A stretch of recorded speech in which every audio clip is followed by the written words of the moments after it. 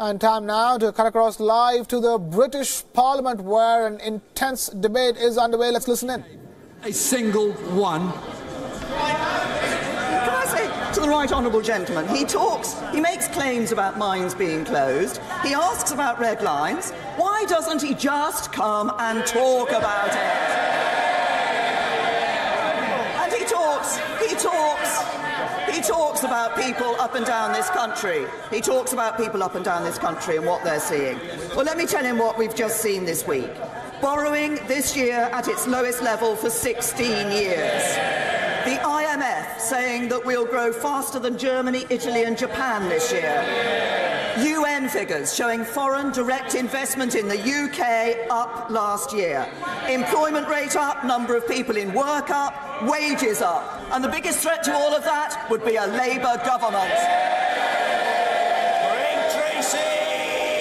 Thank you, Mr. Speaker.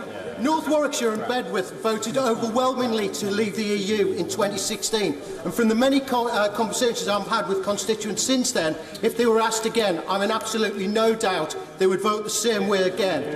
So does the Prime Minister agree with me that there's no credibility at all for a second referendum, and actually what our constituents want to see is this Parliament doing what it promised it would by honouring the referendum result, which, as the benches opposite seem to have forgotten, was to leave the EU.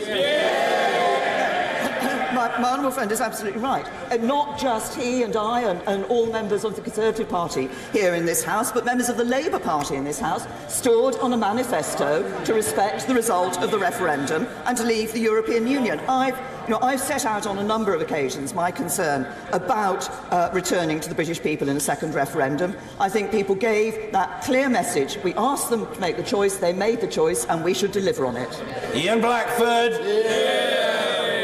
Thank you, Mr. Speaker. Can I join with the Prime Minister in marking Holocaust Memorial Day? It is important that we reflect on the inhumanity of man to man that took place both at that time and, of course, subsequently, most recently with the Rohingya people. More has to be done to eradicate the risk that peoples throughout the world suffer from genocide. Well said, Ian. Mr. Speaker, last November...